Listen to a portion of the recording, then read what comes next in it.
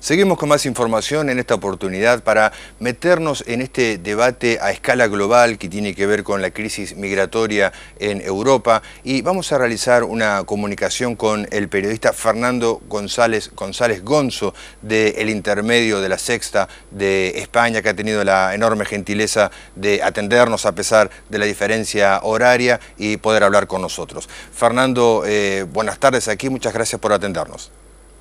Buenas noches desde España, un placer estar con vosotros.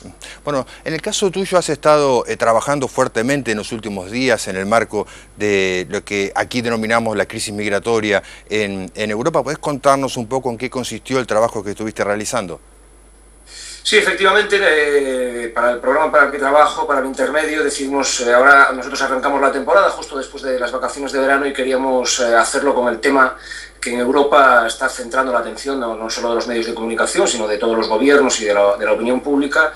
Y lo que quisimos mostrar era el por qué razones llevan a todas estas personas, a estos cientos de miles de personas, a emigrar y cuáles son las condiciones en las que lo hacen. Ellos escapan de Siria, el primer país al que cruzan, la mayoría de ellos en la ruta más habitual es a Turquía, y desde Turquía llegan a Grecia, de ahí saltan a Macedonia, y ahí es donde nosotros quisimos empezarles a acompañar. Nos encontramos con ellos en un pueblo que se llama Tavanose, al norte de Macedonia. Cuando nos encontramos con ellos venían de hacer una ruta de 5 horas en tren, una temperatura de unos 40 grados, en unos trenes muy viejos en los que vienen pues como sardinas en lata, y a raíz de ahí empieza el camino. Lo primero que hacíamos con ellos fue cruzar la frontera de Macedonia a Serbia, lo hacen caminando por medio de descampados, y luego el país de Serbia lo intentan atravesar en autobuses o en trenes. Allí la población y también el gobierno es bastante permisivo y bastante comprensivo con las necesidades de estos refugiados, y lo único que hacen es,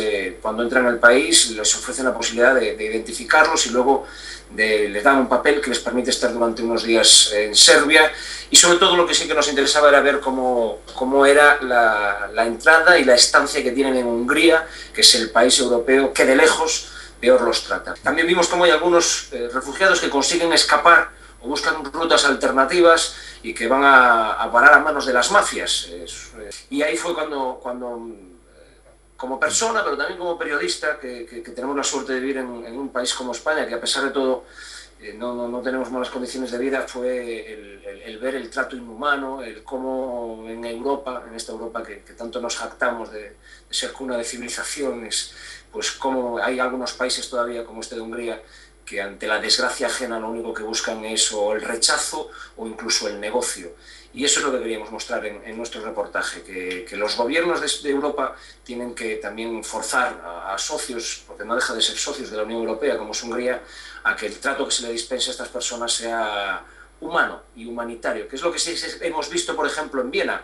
Los refugiados que consiguen salir de Hungría y llegan o a Viena o a Múnich, a Austria o a Alemania, cuando llegan a la estación de tren lo que se encuentran son con organizaciones no gubernamentales que les dan ropa, que les dan comida, que incluso recaudan dinero por si ellos quieren seguir su viaje a otras ciudades, poderles pagar el billete, incluso carteles que los ayuntamientos de estas ciudades ponen en las estaciones de tren para decirles bienvenidos a nuestra casa, esta ciudad entiende su situación, se va a portar bien con usted, si usted necesita quedarse aquí le vamos a dar lo que necesite para usted y a su familia, y si quiere seguir el viaje le vamos a ayudar. Todo lo contrario de lo que se han estado encontrando en Hungría. Fernando, y cuando ustedes hablan con los refugiados, ¿qué situación describen? ¿De dónde vienen? ¿De qué escapan para poder enfrentar los peligros que genera esta migración hacia Europa?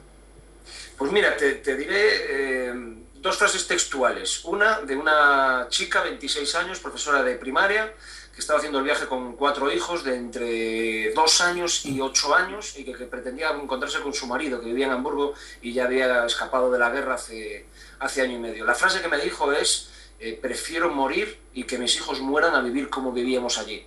Y por lo menos, si muero, que sea intentando darles una vida mejor. Ellos escapan de un país destrozado completamente, todo el país, desde la ciudad de Alepo, Damasco, Dara, las ciudades más importantes, están completamente destrozadas.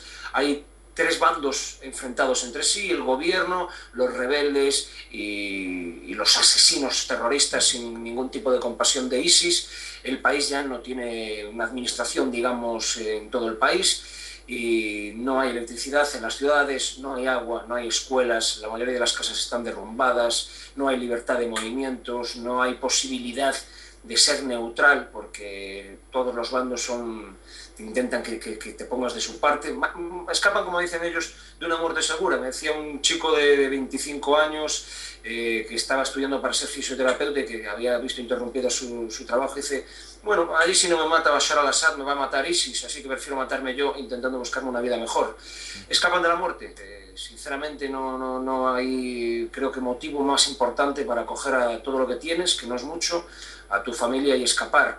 El debate está sobre la mesa en estos últimos días. No solo los líderes europeos no solo debaten sobre cómo acoger a los refugiados, sin ir muy más lejos, la Comisión Europea ha determinado que la Unión Europea debe acoger a 140.000 refugiados, de ellos 15.000 van a venir a España, cantidad a todas luces insuficiente. Este año han llegado a Europa 350.000 refugiados de Siria, de Afganistán, del Kurdistán, de Irak, de Pakistán.